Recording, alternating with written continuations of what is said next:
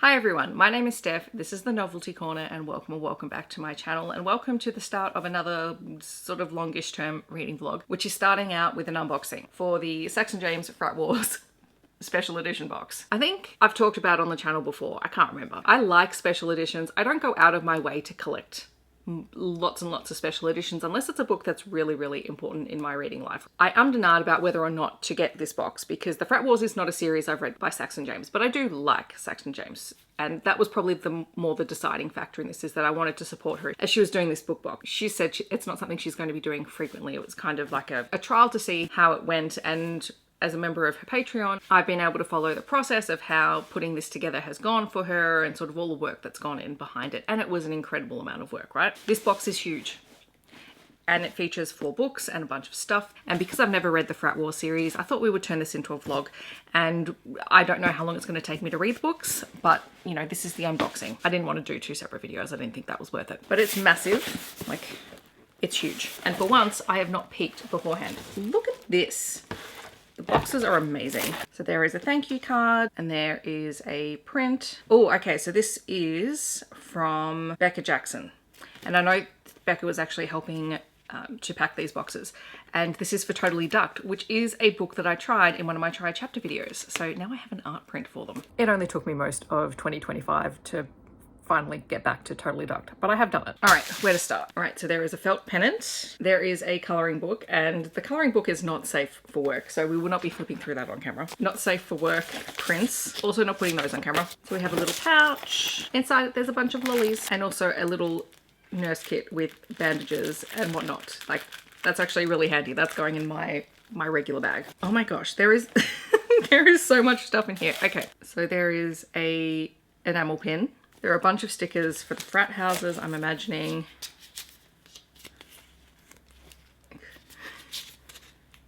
Oh, Saxon James era. Oh, there's a temporary tattoo. There is a tin cup. I think it's called a tumbler. I like this blue though. There is a candle, and it is Caramel Charlie. I'm gonna lose things in here. There are more temporary tattoos. There is a cap in green. Oh, okay, so these little character stands. So they're little acrylic character stands. Oh, hang on, does it go this way?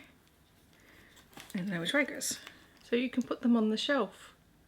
That is so cool. I have not seen that in a book box before. Not that I pay that much attention to book boxes anymore, but that's cool. So there's that one. And of course, I don't know who these characters are because I haven't read the books yet. And there is another one. Yeah. So there's 2 of them. Oh, there's a 3rd one. This is the books. Hang on. All right, let's get rid of the box. Although I don't mean get rid of the box because that box is gorgeous. There is the 3rd standee. That's what they're called. I remember her talking about them. Totally forgot till just that second. And then the books. No books have ever come more securely prepared in foam. Not that this is sustainable, but it does mean that it's not going to get damaged. So this is the book box. How pretty is it? And it was totally upside down. Here you go, I'll take the books out.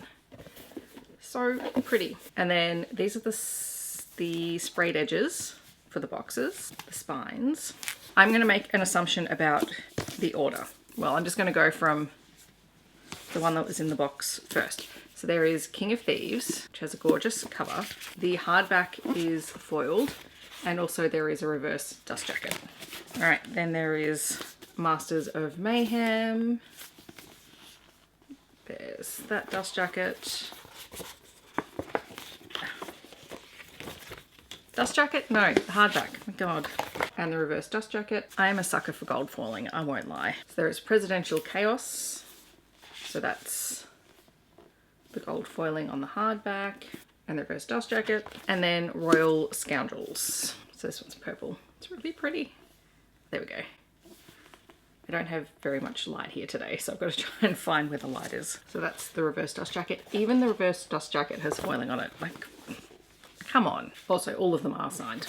I just didn't show that with all of them. That's the Frat Wars box. I'm really looking forward to reading these books. So I guess the next time I'll check in with you will be when I have either started or read King of Thieves. Hi everyone. So I'm editing this vlog, and in a couple of minutes time you're going to hear me say that I really wish and hope that I did film my wrap up for King of Thieves. I did not. or I did, and I've lost the footage. So here I am a couple of months later to review King of Thieves, although hopefully it's all going to be nice and seamless in the video, except for me, you know, spoiling that. So King of Thieves is the first book in Saxon James's Frat Wars series, and I got the special edition box. I love these books. They're beautiful. They're so beautiful. This book was really fun. I'm not a big fan of college romances anymore, and this is college, queer, and more than that, it is frat life kind of stuff, which again, not a huge priority thing on my list of things to read. However, it is Saxon James and I trust her implicitly. I think in no place is this better than here, because you get exactly what you kind of expect to get. Lots of fun banter, lots of silly antics, and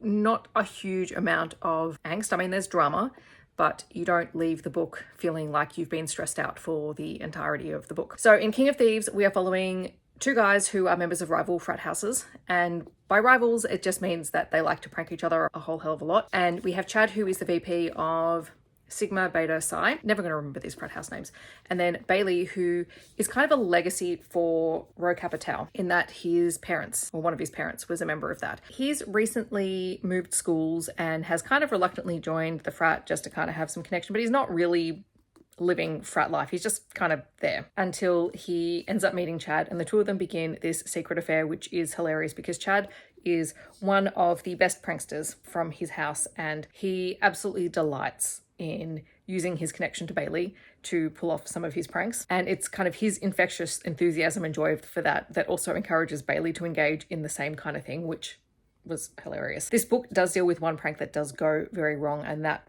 prank, you know, I'm just going to forewarn Heeks now, I'm reviewing this, but I've read the whole thing now. That does come up quite a bit through the rest of the series as something that they're trying to actively avoid.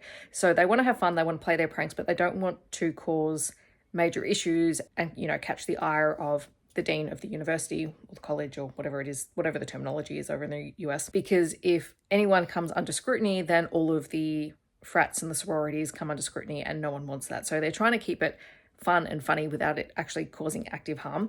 And there's a prank that goes wrong, and the two houses end up working together to figure out exactly how and why it happened, who was responsible for it, and to prevent that sort of thing from happening again. So really fun, lots of great antics. I had a ball reading this. Hi everyone, I am back with a Frat Wars update, and I am going to apologize if the quality of the video or the sound or anything is off, because I'm using my Canon G7X, which means the audio is generally worse, but the lighting is better, and I don't usually need to use my box light, which is an ongoing issue for me at the minute for sensory reasons. So I'm really hoping, because I can't remember if I did this or not, that I filmed an update for when I read King of Thieves, which was the first book in the series, and I have since finished the rest of the books. I didn't do updates as I finished just because I was basically exhausted and wrecked by the time I was finished, because the days were just long days. That brings us to Master of Mayhem, which is the second book in the Frat Wars series. Again, this edition is beautiful. Like, just look at these. Oh, gorgeous artwork. Again, I wasn't reading the hardbacks. I spent the rest of the time going through it and then reading the epilogues at the back as well after I read the ebook, just for practicality reasons. These books are gonna be so pretty on the shelf. They're just so gorgeous. Anyway, this is Robbie and Brandon's story. They are both part of the same frat. One of them is the social chair and the other is the risk manager for their frat house. And the social manager loves to go out and cause a little bit of chaos, whereas the risk manager is always trying to rein people back in to within reason.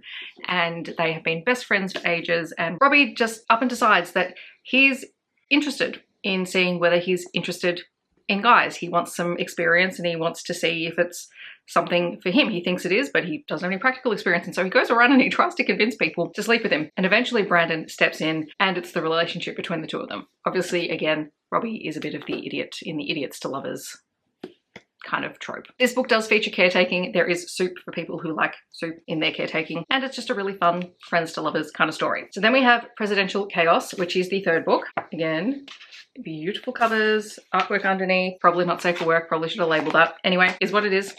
This one is the story of Zeke and Charles. They are the presidents of the rival frat houses from the first book. And despite the fact that they like being the presidents of their frat houses, they're also in their final year of college and they are trying to get through their course load and trying to keep a lid on anything too big that is happening between the houses. But when Zeke's house is accused of hazing, which is something that they flat out don't allow and are very, very much against as a house and as a Greek house system on their street, his first thought is that Charles's house is the one behind the report, and then Charles is able to convince him that no, that's actually not the case, and the two of them begin to investigate who is targeting particularly Zeke's house, but all of the houses on Greek Row, because if one of them goes down, then pretty much all of them do. And so this one was really cool because we got to see, throughout the books, we're kind of seeing people from different houses sort of interacting with our main two that are the focus. But in this case, they all band together, which is really fun. Charles and Zeke are very much opposites. Charles is kind of geeky and nerdy. Zeke is a swimmer. He has goals of making the Olympic team. And I guess I appreciated this one because you have two characters who are in leadership positions, like proper leadership positions, where they are the first port of call for anyone external to the house, trying to uncover this mystery, which if you've read the series, you'll kind of, it's fairly obvious who is behind it all and unsurprising, but that's not the point of the story, because the whole point is this romance between the two of them overcoming their differences and realizing that they like arguing with each other, but they actually like each other. I had fun with this one. And then finally, there is Royal Scoundrel, which is actually a prequel, but Saxon James has said it's best to read it after you've read all the others, so that's how I read it. This is the story of Charles's fathers, who are mentioned and also appear briefly in Presidential Chaos. So there is Dash and there is Archie. They were both in college together. Archie was a member of one of the frat houses. Dash was not. It's kind of how they end up falling into a relationship. Dash is quite known for being out and proud, and he catches Archie's attention, and Archie is not quite sure what to do with that. Initially, they end up in a kind of friends with benefits arrangement. Dash realizes pretty quickly he's not really willing to let Archie go. So it was fun. This one has a lot more bonus content because the actual novella is not super long. Still, great time. I really enjoyed it. I'm kind of sad that I've now down yet another Saxon James series. In fact, I think I only potentially have one more of her individual series, which I have since pre-ordered to pick up at Rare. This was a fun time. Like, this is a really good one if you do like idiots to lovers. I don't like college romances, really. I don't like frat stories at all. I have a generic issue with frats, but this was fun with a good heart, because the frat houses all have rules.